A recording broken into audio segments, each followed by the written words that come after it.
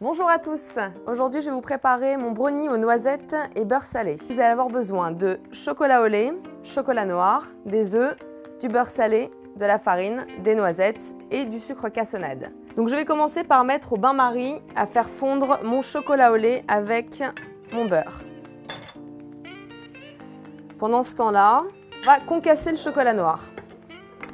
On va l'intégrer à l'intérieur du brownie sous forme de pépites. Donc si vous avez directement vous-même des pépites, c'est encore mieux. Sinon, on fait ça à la main. Ça peut être grossier.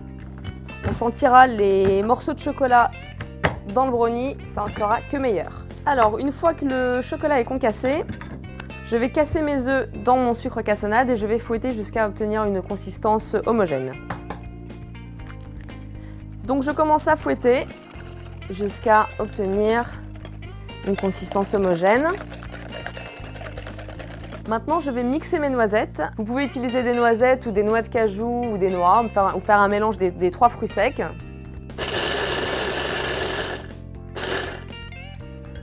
Voilà.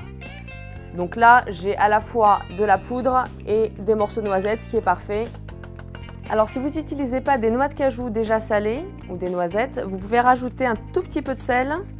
Donc, une fois que le chocolat est fondu, on va l'intégrer dans la préparation œuf-sucre. Je vais mélanger, encore une fois, jusqu'à ce que ça soit homogène. J'intègre la farine. De bien mélanger au fond, encore une fois, pour ne pas avoir de morceaux de farine. Ensuite, je vais mettre mon chocolat concassé directement dedans et la moitié de mes noisettes. J'ai préparé mon moule avec un papier sulfurisé que j'ai mis directement dessus avec un petit peu de beurre en dessous. Je vais pouvoir verser ma préparation dans le moule directement. On n'en oublie pas une miette, surtout. On essaie de bien répartir les noisettes, parce qu'il y a toujours celui du bord qui ne va pas être content parce qu'il y en aura moins que les autres. Donc il ne faut pas l'oublier.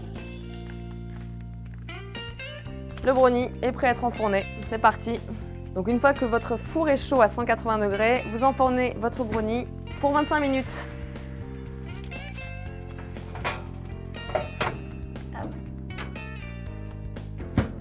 Je vous conseille d'attendre 10 petites minutes.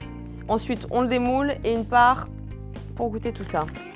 Bah écoutez, je crois qu'on a fait du bon boulot. Il a l'air pas mal, on va goûter ça. Donc il faut que l'intérieur soit relativement moelleux. C'est ce qui va faire l'originalité de ce brownie par rapport à d'autres brownies que vous connaissez peut-être déjà. Et surtout que la croûte soit suffisamment croustillante. Alors. Voilà. Ah bah, tiens. Bah attends. Voilà, ah bah attends, vas-y avec les doigts, voilà, c'est ça. Super bon. Bravo Rose et bienvenue sur Cooking de Tube. Et il faut savoir un truc quand même, c'est qu'il sera encore meilleur demain.